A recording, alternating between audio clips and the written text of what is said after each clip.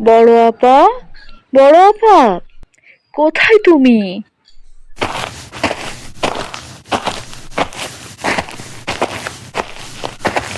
কি হয়েছে ছোট? এত চিৎকার করছিস কেন? সেই সকাল হয়েছে কখন? তুমি আমাকে এখনো এক কাপ চাও দাওনি, আবার বলছো আমি চিৎকার করছি। আচ্ছা, আচ্ছা ঠিক আছে ছোট, তুই একটু বস। আমি আমার হাতের কাজগুলো সেরে আমি তোর জন্য চা করে নিয়ে আসছি। তোমার হাতের কাজ তুমি পরে করো। তুমি এক্ষুনি আমার জন্য চা করে নিয়ে এসো। ছোট বউ, ছোট বউ, একটু বাহিরে এসো তো। আরে কি হলো, তুমি এত তাড়াতাড়ি ক্ষেত থেকে চলে আসলে? তোমার ক্ষেতের কাজ করা সব শেষ? না ছোট বউ, আমার ক্ষেতের পানির মেশিনটা আবার নষ্ট হয়ে গেছে। মেশিনটা ঠিক করার জন্য আমাকে এখন আবার শহরে যেতে হবে।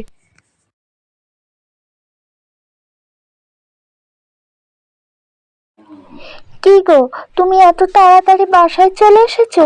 তুমি তোমার হাত মুখগুলো ধুয়ে নাও, আমি তোমাকে খাবার দিচ্ছি। এটা হলো গ্রামের এক কৃষক সুখু মিয়ার সংসার। সুখু মিয়ার ছিল দুই বউ। তার বড় বউটা ছিল পরেশগার এবং ভালো মানুষ, কিন্তু তার ছোট বউটা ছিল বেপর্দাশীল আর অনেক হিংসে ভরা মন। কিন্তু সুখু মিয়া তুলনামূলক তার ছোট বউকেই বেশি ভালোবাসতো।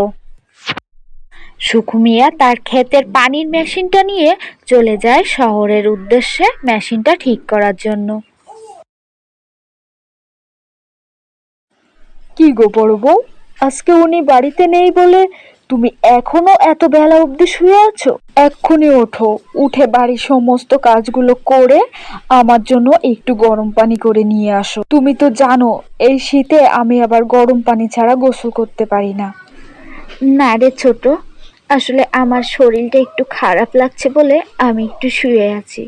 আচ্ছা ঠিক আছে, তুই যে বস, আমি তোর জন্য এক্ষুনি গরম পানি করে নিয়ে আসছি।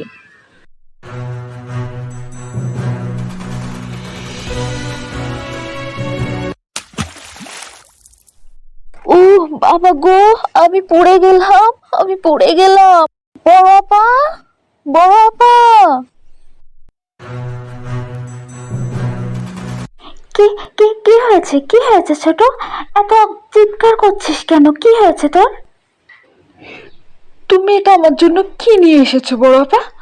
আমি তোমাকে একটু হালকা গরম পানি করে দিতে বলেছিলাম, আর তুমি আমাকে এত ফুটন্ত গরম পানি করে এনে দিলে। তুমি কি আমাকে মেরে ফেলতে চাও পুড়িয়ে? দাঁড়াও, আজকে আমি তোমাকে গরম পানি দিয়ে পুড়িয়ে। তারপর ছোট বউ রান্নাঘরে যেয়ে ফুটন্ত গরম পানি নিয়ে এসে বড় বউর গায়ে ঢেলে দেয়। বড় বউ এত কষ্ট সহ্য না করতে পেরে মনের কষ্টে চলে যায় গভীর জঙ্গলে।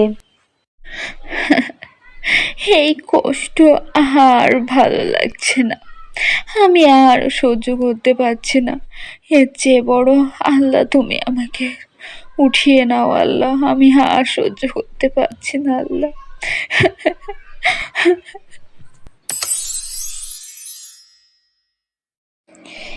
কে রে মেয়ে, তুই কাঁদছিস কেন? কি হয়েছে তোর? আসলে বুড়িমা, আমি বাড়ি থেকে বের হয়ে এসেছি। আমার রূপ নেই, আমার গুণ নেই, এই জন্য আমার স্বামী আমাকে ভালোবাসে না, আমাকে কেউ দেখতে পারে না। তাই বলে তুই বাড়ি থেকে বের হয়ে আসবি?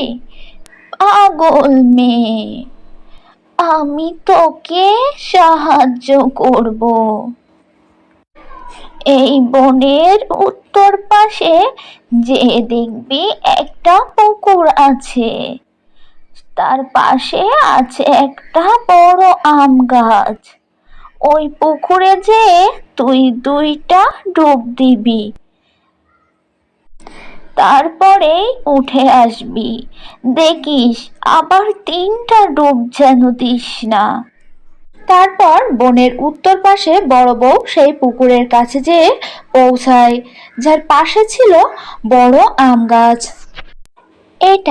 এটাই হবে হয়তো সেই বুড়ির বলা জাদুর পুকুর।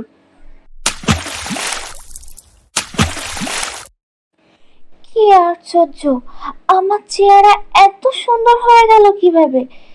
আচ্ছা, বুড়ির কথা মতো আমি এখন আর একটা ডুব দিই। আর যেই না বড় বউ দুইটা ডুব দিল, তার চেহারা অনেক সুন্দর হয়ে গিয়েছিল এবং পরীর মতো ডেরেজে সে পুকুর থেকে উঠে আসলো। তারপর সে বাড়ি ফিরে আসলো। ছোট, এই ছোট, কই, কোথায় গেলি তুই? বাইরে আয়।